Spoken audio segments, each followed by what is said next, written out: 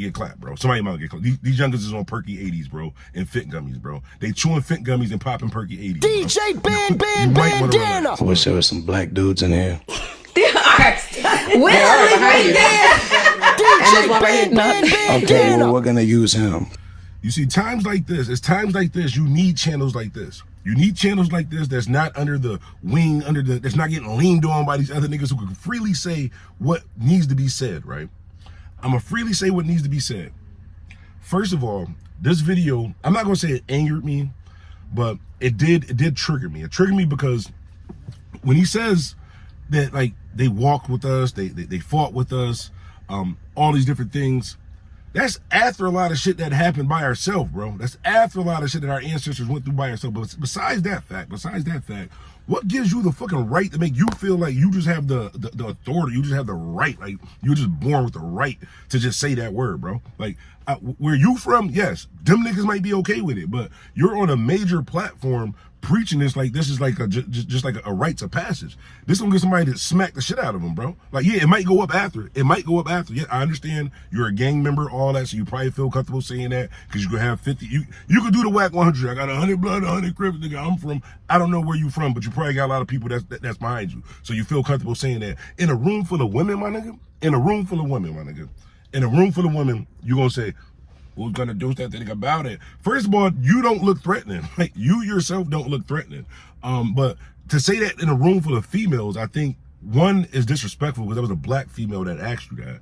And two, for you to say, I wish there was some black guys in the room, just for you to say, oh, because who the fuck is gonna do something, bro? Like, yeah, that's cool for you. Like I said, you gang members.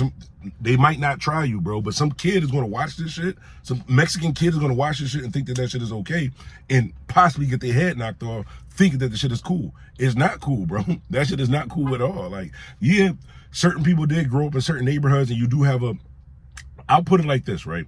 I wouldn't even be mad if he said, no, I don't have a problem saying it. Like, if you grew up around black people, you grew up in the hood, niggas say nigga, bro. Niggas say nigga. There's no way you can't say it.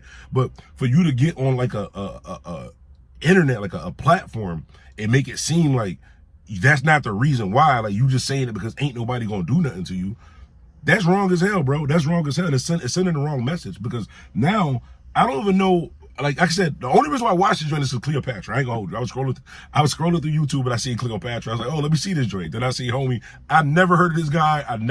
This is as a DJ on the East Coast, as a DJ who could possibly plug you in, Mr. Mexican OT guy. My first impression is that he don't like black people. That's gonna be my first impression of this guy. He don't like black people. That's your fault because you want to be super tough on the internet saying how ain't nobody gonna do nothing about it. You're right, ain't nobody gonna do nothing about it, and I'm not gonna play your record either. Now I'm gonna go on YouTube and try to see like what your music is about, but I'm probably not gonna play it on the channel until we figure this out, gang. But I just want to say, no disrespect, but I felt disrespected. As my side, my people, I felt disrespected, gang. A lot of people's not gonna say that to you because you're a fucking gang member, bro. You're a fucking gang member. People don't like saying shit to gang members, bro. But yeah, sometimes you gotta say the truth, bro. What Whack 100 said is the truth can never be taken as disrespect. The truth can never be taken as disrespect. But if that's your truth, that's cool. Like, if you just say that, but for you to get on and say like that's not the reason why, like I just said because of that, like most people just respectfully, bro. Do you see what Trump is doing right now? Actually,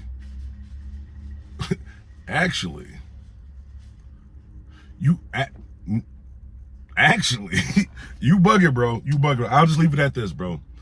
It's a lot more to worry about in this world than to be like creating problems that you don't have. Like I might have watched this interview and heard you say something that was dope. Like, let me check his music out. I literally just put a post saying I'm looking for artists all across the world in different cities. Like, I pretty much work with all the artists in my city. I literally just put this post up right before I did this video. Put this post up saying I'm looking for new music, and then the first artist that I come across is telling me that he say nigga because ain't nobody gonna do nothing about it. Well, I'm gonna tell you, Mr. Mexican OT, like I said, I don't know. Like I said, I understand you're a gang member, bro. Where you're at, people probably don't fuck with gang members. Here, people don't fuck with gang members either, but here, gangs a little bit different, bro. So I'm just giving you a heads up, bro. Like, I don't know, like, cause mostly when people be okay with saying like the N-word and they're not black, it's usually like in the South or like the left side of the map. But I'm just letting you know now, bro, like certain parts of New York State, they not cool with that shit. We don't even got Mexicans like that, honestly. Like not being funny, I'm just saying it's not like a abundance of Mexicans. So the one Mexican just saying, nigga, I wish somebody would do something about me. Somebody might get clapped, bro. Somebody might get clapped. These youngers is on perky 80s, bro, and fit gummies, bro. They chewing fit gummies and popping perky 80s, bro. You might want to relax. But anyways, it's DJ Bandana Black, Mr. Well Connected, More Respected, Mr. Hashtag I Am Buffalo. On a serious note, bro, on a serious note, from a DJ to an artist, that's not the first impression that you want people to have of you. I understand you guys think too small-minded. I say it's a lot of, I got a feeling he's either from Texas or from the West Coast, because it's usually artists from Texas or West Coast that says or do things like this, and it's good and it's bad.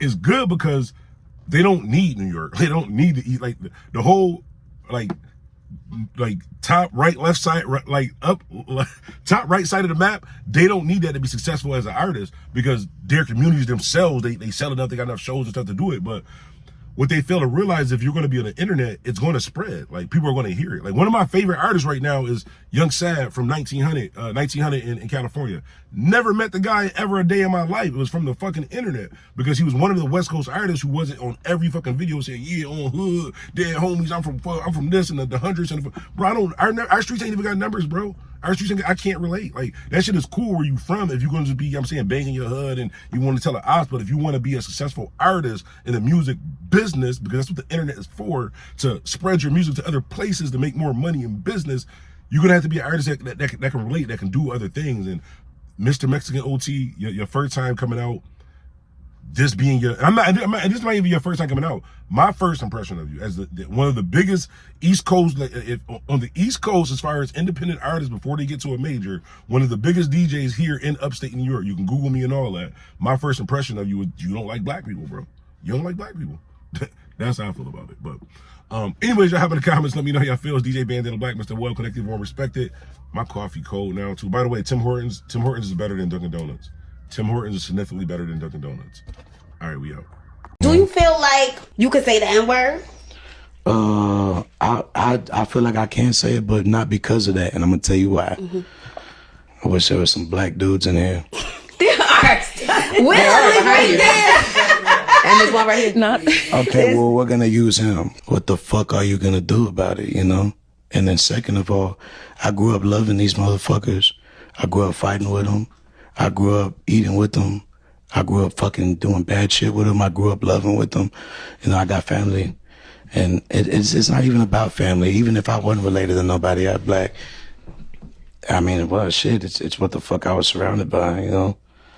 Like, I respect people that they feel that way. And that's why I try to shut the fuck up about it. Right. But if you're from where I'm from, or anywhere, what the fuck are you gonna do about it? You know? It's like I done went to the jungle and earned the lion's head. You know. DJ Bandana. This my homie Trav, Uncomfortable. This a Bandana Black exclusive. Keep calm my feet. These streets #1 for a reason.